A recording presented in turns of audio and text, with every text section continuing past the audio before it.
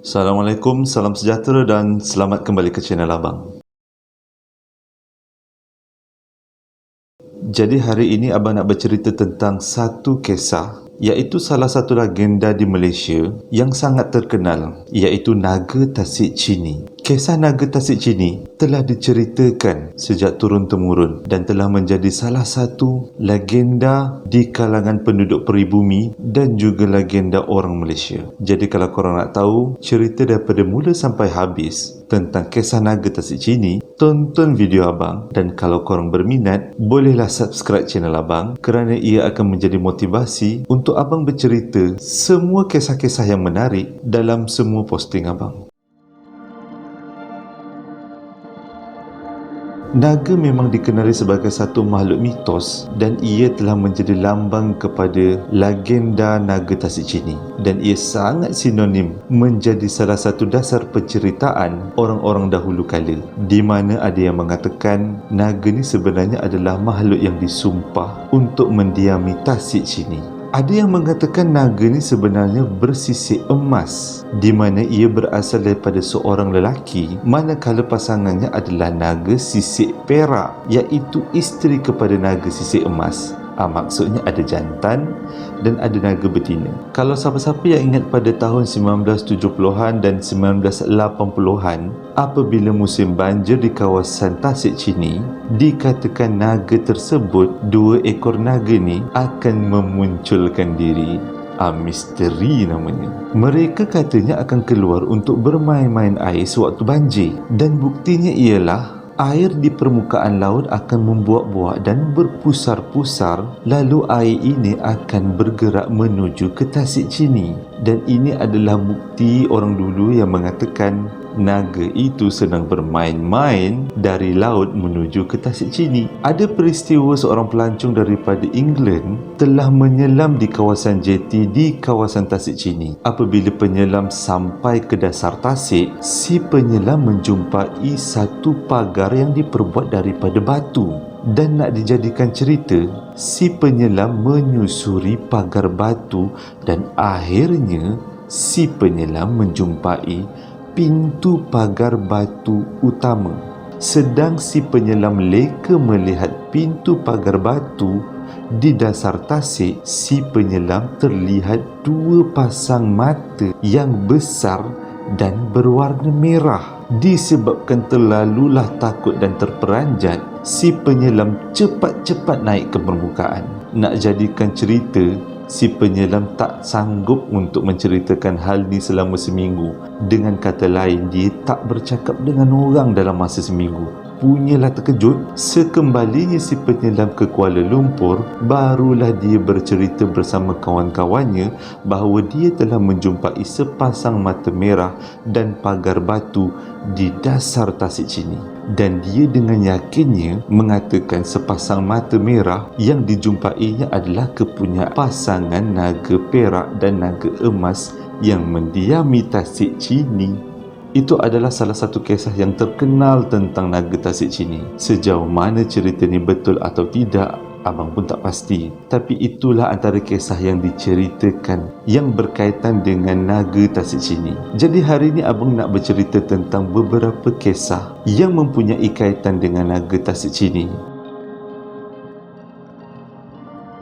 Kisah pertama datangnya daripada seorang peneroka di Felda Chini. Beliau bernama Bahasan Abdullah, berumur 51 tahun. Beliau mengakui pernah melihat kelibat naga perak dan naga emas di Tasik Chini pada tahun 1986. Tapi ramai yang mengatakan apa yang dikatakan olehnya adalah sebuah dongeng. Maklumlah tak ada bukti bergambar. Waktu 1986 mana ada handset kamera. Kalau ada kamera pun kamera yang besar tu kan, yang pakai Kodak tu kan. Misal katalah pada waktu tu dah ada handset kamera, abang rasa dah tertangkap dah gambar tu. Katanya peristiwa ni berlaku di satu kawasan di Tasik Chini, iaitu tempat yang dinamakan Laut Gumung. Peristiwa bermula sewaktu Encik Bahasan mengangkat jaring ikan, tetapi didapati jaring ikannya telah tersangkut sesuatu. Setelah diamati, rupanya benda yang tersangkut di jaring adalah seekor ular yang sangat besar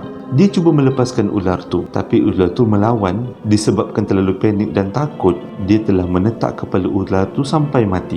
Kemudian dia mengangkat ular tu dan meletakkan ke dalam sampannya. Yang lebih mengejutkan, ular tu mengeluarkan darah merah yang sangat banyak seperti darah manusia.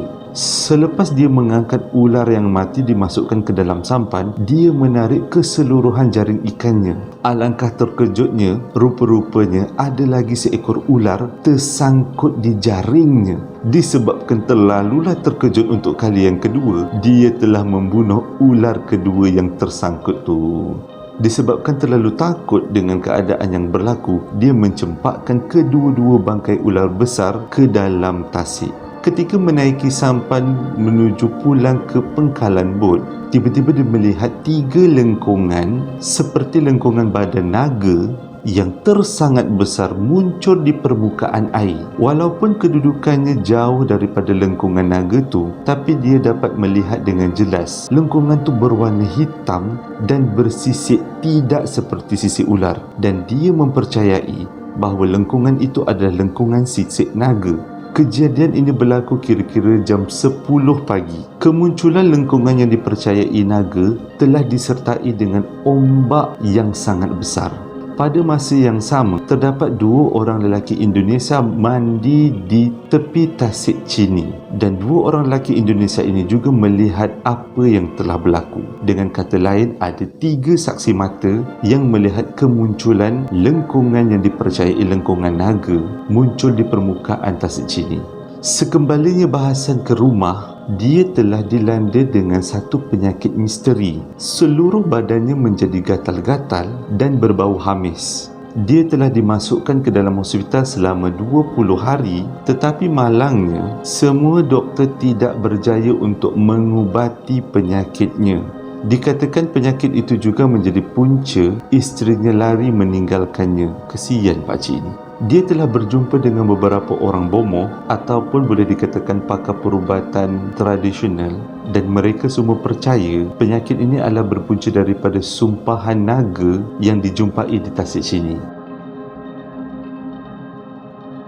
Kisah kedua adalah satu kisah rakyat yang kita pernah dengar, iaitu kisah naga Seri Gumung. Ia dikatakan menjadi penghuni tasik Chini, dan kisah ini juga ada dicatatkan di papan tanda pelancongan di kawasan tasik Chini supaya boleh dibaca oleh pengunjung yang datang ke kawasan tasik Chini. Menurut cerita orang tua-tua pada satu masa dulu, sekumpulan orang peribumi bangsa Jakun datang ke sekitar tasik Chini untuk membuat penempatan dan bercucuk tanam. Pada suatu hari, sedang mereka leka bercucuk tanam, datang seorang perempuan bertongkat. Perempuan tu memberitahu tempat tu adalah miliknya dan mereka perlulah meminta izin sebelum melakukan sebarang perkara. Disebabkan mereka sedar akan kesilapan itu, ketua suku Jakun iaitu Tok Batin telah datang meminta maaf. Maafnya diterima oleh perempuan tua itu. Lalu si perempuan tua telah mencampakkan tongkatnya di tengah-tengah kawasan penerokaan. Dia memberi amaran supaya tidak ada sebarang orang yang mencabut tongkat itu sebagai tanda dia memberi kebenaran tanah itu untuk diterokai, dan kemudian perempuan itu menghilangkan diri. Selepas peristiwa itu, mereka terus melakukan aktiviti bercucuk tanam. Tiba-tiba mereka telah diganggu oleh salakan anjing yang sangat kuat. Salah seorang daripada mereka cuba mencari dari mana datangnya masalah yang menyebabkan anjing-anjing itu telah menyalak. Rupa-rupanya anjing itu telah menyalak di hadapan satu batang pokok yang terbaring yang berwarna hitam. Tapi pokok tu macam dah lapuk. Setelah lelaki itu mengamati batang pokok hitam tersebut, dia telah mencucuk batang kayu itu menggunakan kayu yang tajam. Alangkah terkejutnya dia apabila mendapati kayu lapuk besar tersebut mengeluarkan darah. Dengan perasaan yang sangat takut, si lelaki telah berlari berjumpa dengan Tok Batin dan menceritakan perkara tersebut.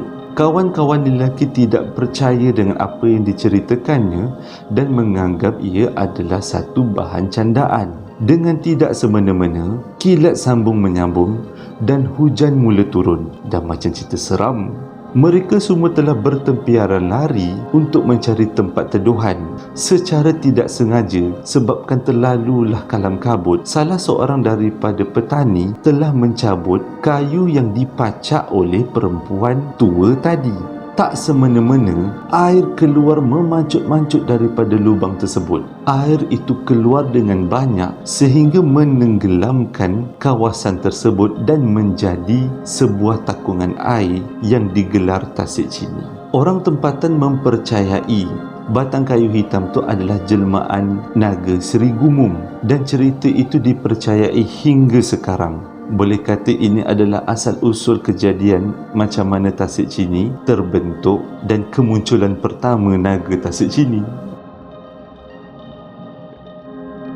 Kisah ketiga datangnya daripada penduduk peribumi yang telah tinggal di kawasan Tasik Cini. Seorang Tok Batin yang dikenali sebagai Bahrin Sunta berumur 54 tahun membuat pengakuan bahawa dia tidak pernah melihat kelibat naga sepanjang dia menetap di pinggir kawasan Tasik Cini. Tapi dia mengakui penduduk sekitar memanggil naga Tasik Cini dengan 3 panggilan, iaitu Seri Gumum, Seri Pekan dan Seri Daik. Tapi dia tidak pernah menyaksikan dengan mata sendiri kemunculan naga yang dikatakan oleh susur galurnya. Walau bagaimanapun, dia yakin naga itu telah mendiami Tasik Cini sejak beratusan tahun yang dulu. Dia juga menambah pada tahun 2000, anaknya dikatakan pernah melihat kelibat naga di kawasan Tasik Cini. Katanya dia melihat kepala dan ekor muncul di permukaan tasik. 4 tahun kemudian, terdapat seorang anak kecil